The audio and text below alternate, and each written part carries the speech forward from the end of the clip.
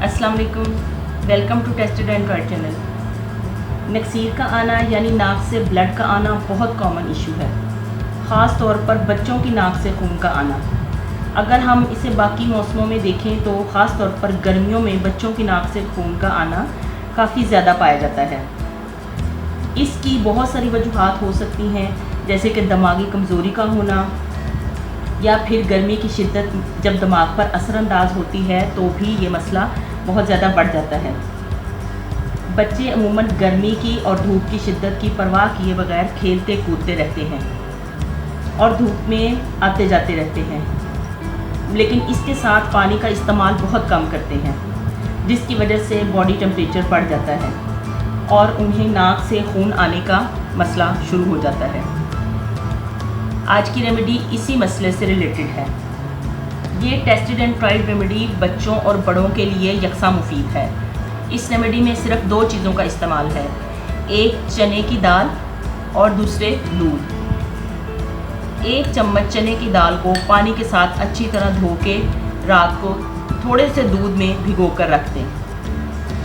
दूध की मिकदार इतनी होनी चाहिए कि जिसमें ये चने की दाल डूब जाए।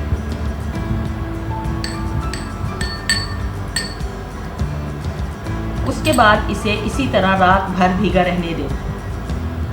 सुबह आप देखेंगे कि चने की दाल फूल गई है और इसने काफ़ी सारा दूध भी अब्जॉर्ब कर लिया है और दूध का रंग भी हल्का सा पीला हो जाएगा। नाश्ते से पहले आप बच्चों को इसे खाने के लिए दें और इस तरह से खाएं कि एक एक दाना करके मुंह में डाल के इसको चबाते जाएं, यहाँ तक कि सारी दाल ख़त्म हो जाए। और फिर उसके बाद जो बचा हुआ दूध होगा वो भी आप बच्चों को पिला दें। उस दूध को ज़ाया नहीं करना, बल्कि उसे ज़रूर बच्चों को पिला दें। अगर आप चाहें तो इसमें चीनी के चंद दाने भी डाल सकते हैं।